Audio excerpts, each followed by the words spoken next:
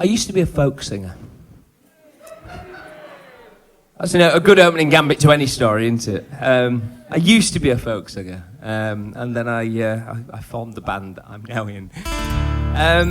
And it came about in a really weird way, because I used to be a primary school teacher before I was a folk singer.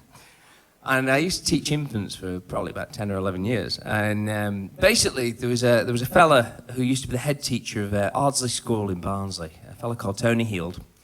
Tony, whenever he retired as a head teacher, then used to come in on supply work to our school and work with our Year 6 kids. And he was a brilliant, and still is a brilliant artist. He's well into his 80s now, but he's a genius artist, really good guy. And also, way back in the 60s, he was the person that started Barnsley Folk Club. Way back whenever it was at the Alhambra Hotel in Barnsley. The long since knocked down the Alhambra, I think probably in the 70s, to be honest. But Tony was the person who was like right at the front of the folk movement in Barnsley. And if it wasn't for people like Tony, you know, the likes of Kate Rusby and Catherine Roberts and me wouldn't have ever probably got out of Barnsley, to be fair. Now, it's a bit of a weird old thing. So Tony basically said to me, he says, Scott, you sing, don't you? I says, yeah, kind of. He says, have you ever thought about folk music? And I went, not often. What did you have in mind? And he says, I'm thinking about starting the old Alhambra Folk Club back up again. Like, you know, I know that Barnsley Folk Club's still going, but there was something different about the way Barnsley Folk Club's run now and how we ran it back in the day. And we want to resurrect, like, the concert night of you know, that kind of movement, like we had in the 60s. And this was in the early 90s, so this is like, you know, 20-odd years ago. And he basically just said, he says, would you consider auditioning for the first night of these concerts? And I was like, I'm in a Black Sabbath tribute band. And he says, yeah, but you like folk music, don't you? I was like, I do. He basically said to me, he says, come in and audition. And I was like, okay, fair enough. So I turn up to this audition, and I've never really I've dabbled with folk music, but not any kind of big level. And obviously, I was at the time in a heavy metal band that generally covered Black Sabbath songs. But when I turned up at the audition, there was a fella called Richard Kitson who was there. Now, Richard Kitson, most of you guys won't know him, but he's a fantastic folky blues kind of roots player. Plays lots of kind of dobro-style stuff, and he's like great finger picker. He can play pretty much anything. But at the time, Richard wasn't doing most of that. He was basically in a band called Strawberry Jack. Now, they were the most notorious punk band in Barnsley at the time. And they've been kicked out of every pub and barred from pretty much every pub in the town centre. I remember the last time I saw Strawberry Jack live, it was at O'Neill's pub facing the town hall back in the early noughties, and I remember that the gig lasted 35 seconds.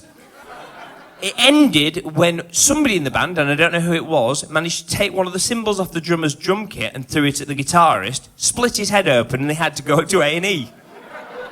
That's how rock and roll they were. I turn up to the audition, and Richie sat there with an acoustic guitar, and I'm like, what the hell are you doing here? And he went, what the hell are you doing here? Anyway, we both auditioned, and we both passed the audition, which was weird in its own right, but it was the start of me becoming a folk singer. I'm going to play you my audition piece, if that's all right. I don't often do this kind of thing on stage, but I'm going to play the two songs that I played at the audition. I'll tell you what happened next in a minute. This is a song by a fella called Dave Goulder, and it's a beautiful song called The January Man, and it's a song about the changing of the seasons, and it's probably the most furthest away from anything else I'm going to play tonight for you.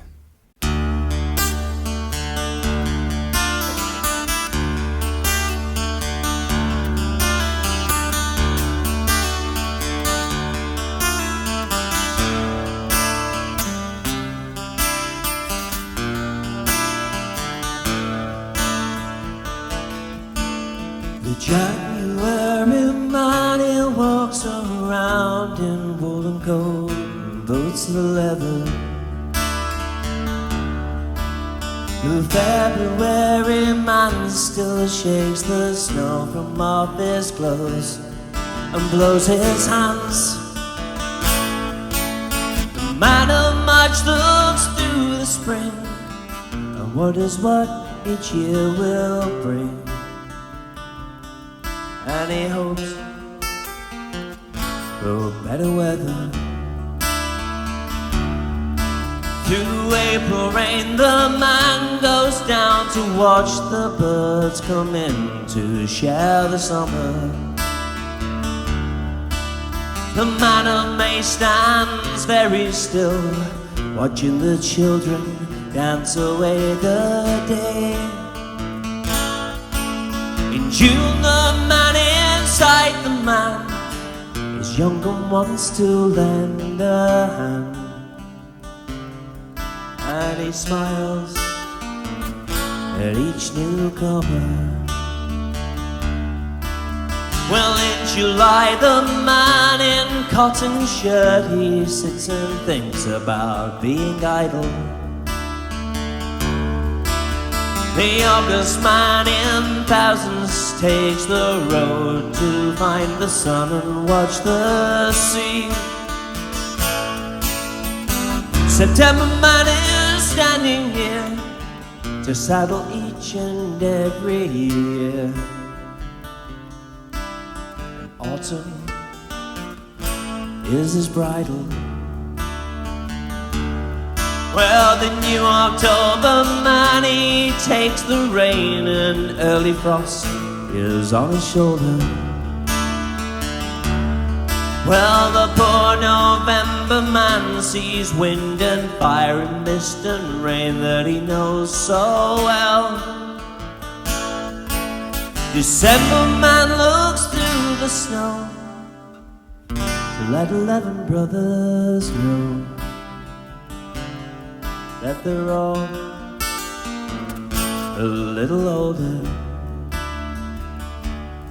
Well, the January man comes round again in woolen coats and boots of leather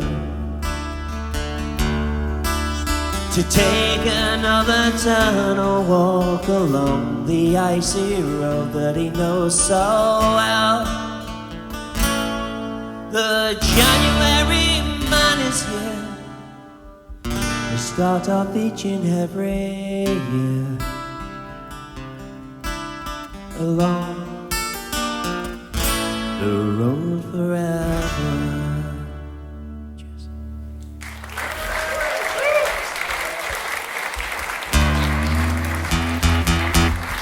So, I auditioned in front of Tony Heald and a lady called Carol Roberts. Now, Carol Roberts is the mum of the famous Barnsley folk singer Catherine Roberts, and also Jamie Roberts from Gilmore and Roberts.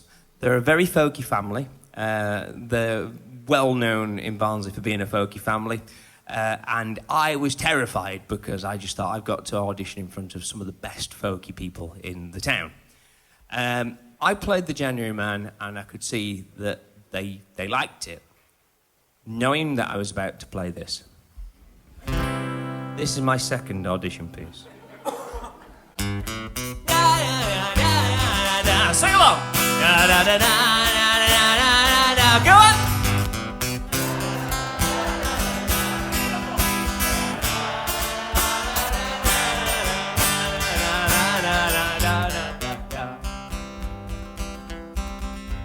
You talk like her that played Mandy Dingle, and you dance like a pissed Fred Astaire, and your clothes, they're all made by Kappa. And there's yesterday's soup in your hair, yes there is, quite a lot. Well, you live down on Worsborough Common, in a flat down Bruce Avenue way, where you prop up the bar in the Silkstone, and you once copped off with Darren Day, yes you did. So where do you go to, my lovely, when you're alone in your shed? Tell me the parts that surround you, 'cause I want to look inside your head. Yes I do, but not for nits.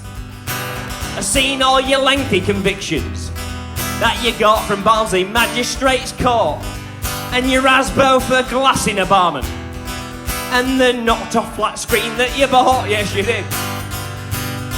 When you go on your summer vacation to Ibiza, San Antonio Bay. With your carefully designed crotchless swimsuit, you can tan while all the blokes run away, you'll never see them for dust. And by nightfall you found down the boozer with the others that drink to forget. And you net your 10th Red Bull and vodka, and you moan about all of your debts, yes you do. So where do you go to, my lovely, when you're alone in the shed? I know all of the smells that surround you would have any man wish he were dead, yes I do. Yes, your name it is heard in high places by the bouncers in all of the clubs as they drag you out kicking and screaming, because you've been barred from all of town's pubs. Oh yes, pub watch, know your name.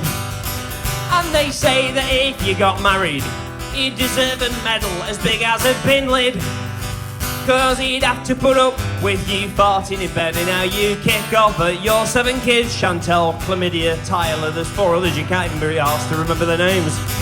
Oh, where do you go to, my lovely? What goes on inside your head? On Thursday you're cashing your gyro to put on horses and dogs at Betfred. There's no way a horse called Yorkshire Pride's finishing first. I remember round the back of the Netto 2 children playing innocent games. I saw some things playing doctors and nurses, and my life's never been quite the same. No, it's not, and it never will.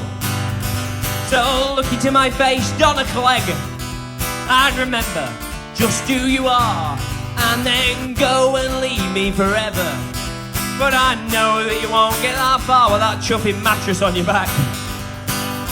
Well, I know where you go to, my lovely, when you're not frequenting Greg's.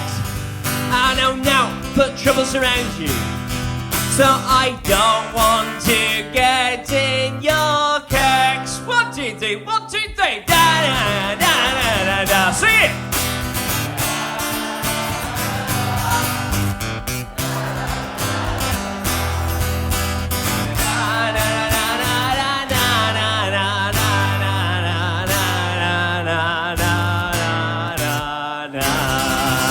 Shit up.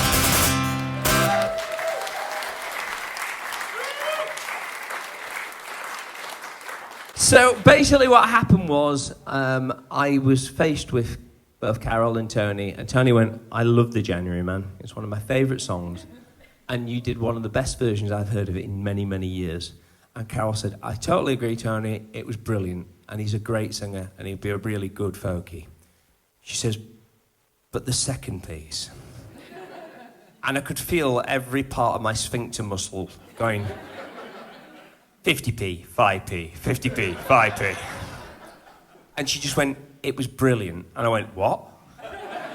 She just went, you're doing something that people haven't done for a long, long time. She says, the last time we had folk singers being funny in folk clubs was in the 70s, and most of those that were really good at it went out of the folk clubs and ended up on the telly in the 80s. She says, think about it. Billy Connolly, Jasper Carrott, Mike Harding, Richard Digins, Max Boyce, even Tony Capstick, Vin Garber. There was loads of them. And she just said, that kind of died out in the 90s.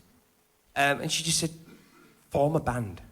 Form a comedy folk band and you will make it, I have no doubt.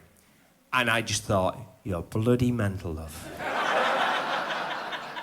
And look where I am now. I'm in a medieval turret in Portsmouth playing to you lot. Thanks, Carol.